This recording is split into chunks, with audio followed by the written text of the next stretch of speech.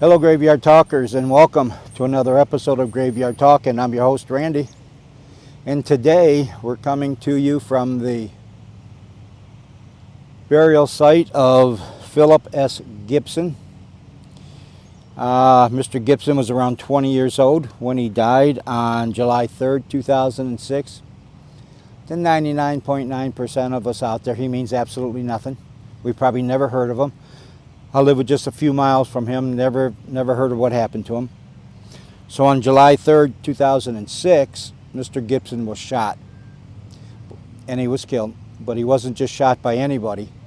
He was shot by his former girlfriend's mother. According to newspaper reports, it was reported that him and his girlfriend had split up. He had moved out of the house. They had been living with her mother. And he apparently, by all accounts, was not that great of a boyfriend because he used to beat up her daughter, his girlfriend. Now, whether that's true or not, I don't know, but that was the indications that come out of the accusations that come out of the newspaper report in the court hearing. So on the day of his death, the mother got a hold of him. Now, this is 2006, so it was right about the time of cell phones. I don't know if she called his cell phone or whether she called his landline phone, but wherever she called him at or however she called him at, she got him to come over because she had found some more of his clothes. So, again, I don't know if he drove or didn't drive himself. Not meaning that he didn't drive himself. He did not drive himself to the house that day. I meant whether he did or didn't have a driver's license. But he wasn't driving that day. And they pulled up to the house, and when they pulled up to the house, they pulled up across the street from the house. The mother come out of the house that she lived in, walked around the front of the truck, it was a pickup truck, to the passenger side with clothes in her hand, and said to him, he's got the window rolled down now, and says to him, "Are these yours?" And apparently he said yes, and just as he said yes, the mother reached between two pair of pants and a shirt, who knows, in between clothes, pulled out a gun, and shot him to death. She stood trial. She spent very little time in prison.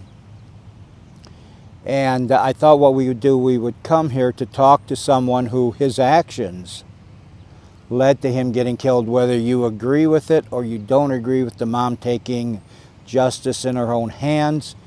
I can certainly understand, as a father of three girls, I certainly can understand her taking justice into her own hands. So today we're here to talk to Scotty Gibson, Philip S. Gibson, known as Scotty. And we thought we'd talk to you, Scotty. My name is Randy. This is a no judgment zone. I'm here on a journey. I'm trying to find out your story and what you think you did right or you think you did wrong. So, Scotty, if you're here, we would certainly like to talk to you. Again, my name is Randy. It's a no judgment zone. I'm not accusing you of anything. I'm not saying you did anything right, you did anything wrong. We just want to know what happened in your own words. So if the spirit is here of Scotty Gibson, we would really love to talk to you.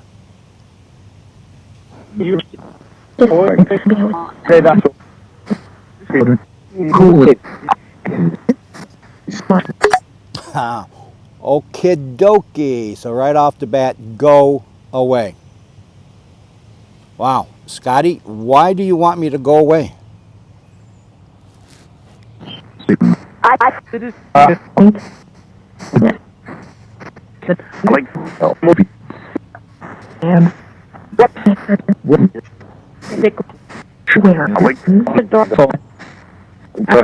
heard of "I like" a couple of times in there. Something about a movie, something about thoughtful. So, Scotty, what we want to find out is about the day that you died. What was? I hope you. Let me start up by this. Is it okay if we talk? I really would like to get some information from you on your death.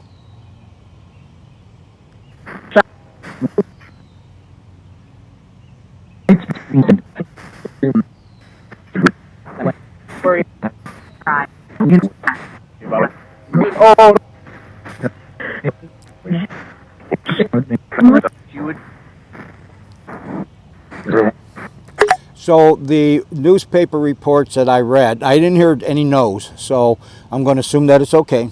But the newspaper report that I heard says that you came over to pick up clothes and the mother shot you. Is that correct?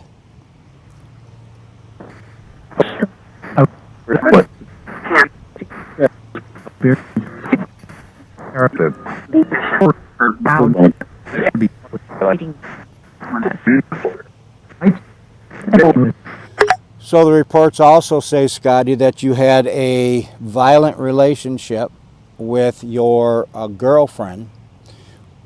Was that blown out of proportion, or did you really knock her around a few times?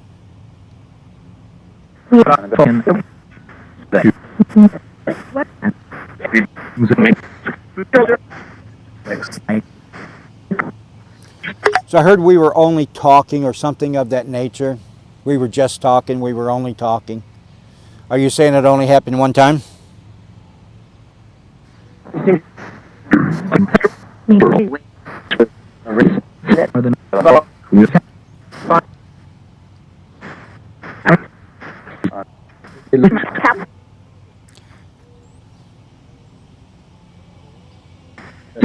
Wow. That's correct at the end. That's correct. But listen to the silence. Silence is deafening here. Philip, are you well liked here in the cemetery? Do the spirits like you in the cemetery? Or are you kind of alone?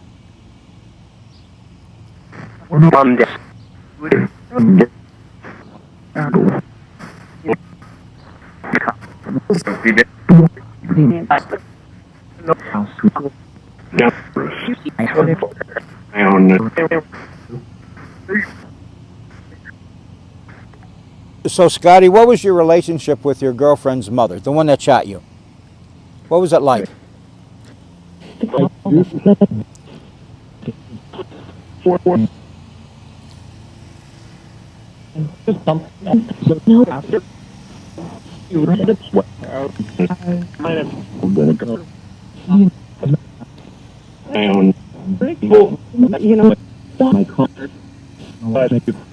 I heard, hang on, grateful, start my car.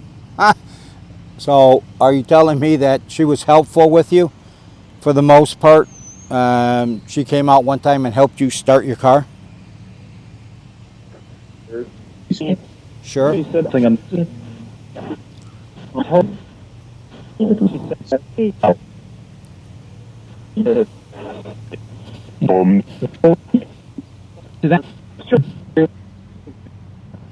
I heard something about home, maybe, I don't know, home.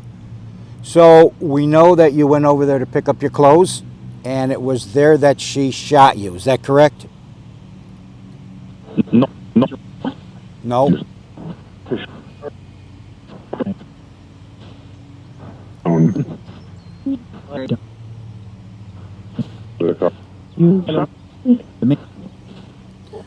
So why do you think, Scotty, why do you think she shot you? What did you think?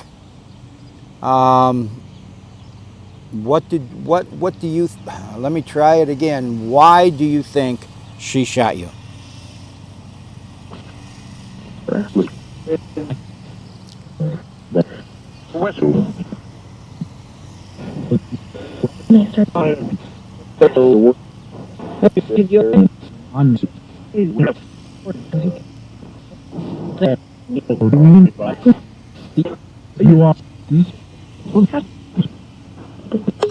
So is there more to the story than what I read in the newspapers? Was just that you were dating a girl, living with their mother, broke up, you came over there because you were told that there were clothes of yours still there for you to pick up, sitting in the truck, she walked around the front of the truck, walked to your side of the truck, and then shot you.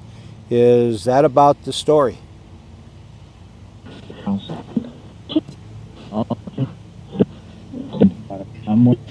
Somewhat.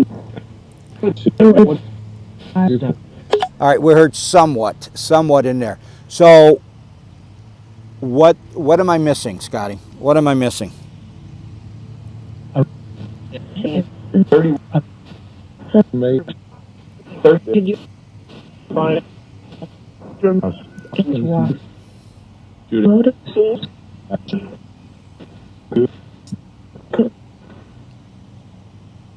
Wow. Absolute quiet on the spirit box. Absolute quiet. So that's telling me the spirits here are wanting him to get his story out.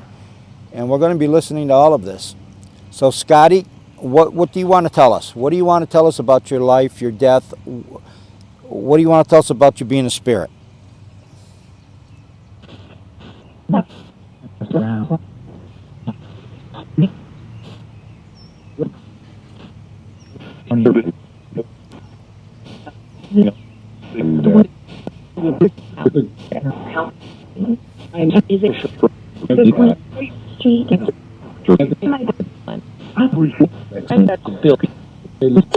Are you okay with the fact that she shot and killed you?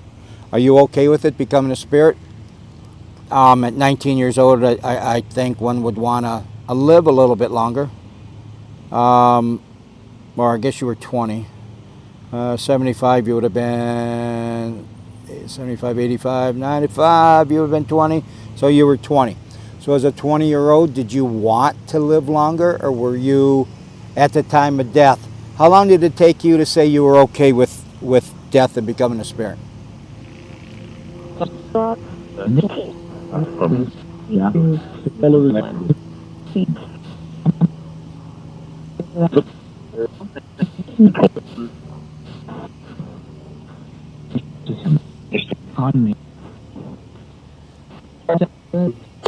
I heard on me as saying maybe his death was on me, maybe his fault. Are you sorry, Scotty, for what you did that caused your death?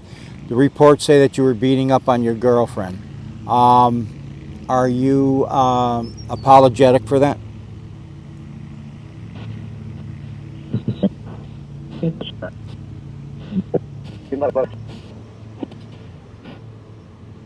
Wow.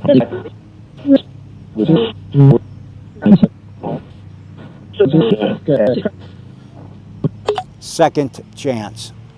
So I don't know if that means that they gave him a second chance or he's asking for a second chance. What do you do now during the day now? What do you do? I don't see any other Gibsons around here, so I'm not sure if any of your other family members are here. But what's your day like now? Are you just roaming the area? Are you going back to where you were shot? What do you do now? Nothing?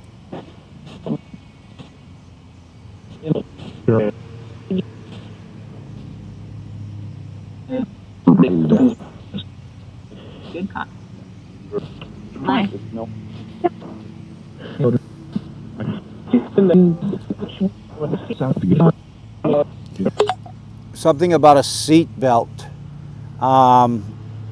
What's with the seat belt, Scotty?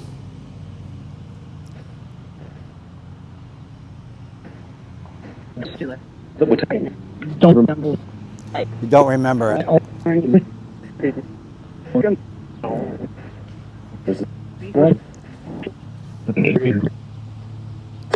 Something about he doesn't remember it. So maybe when you passed away, you were being held by a seatbelt. Is that what you're saying?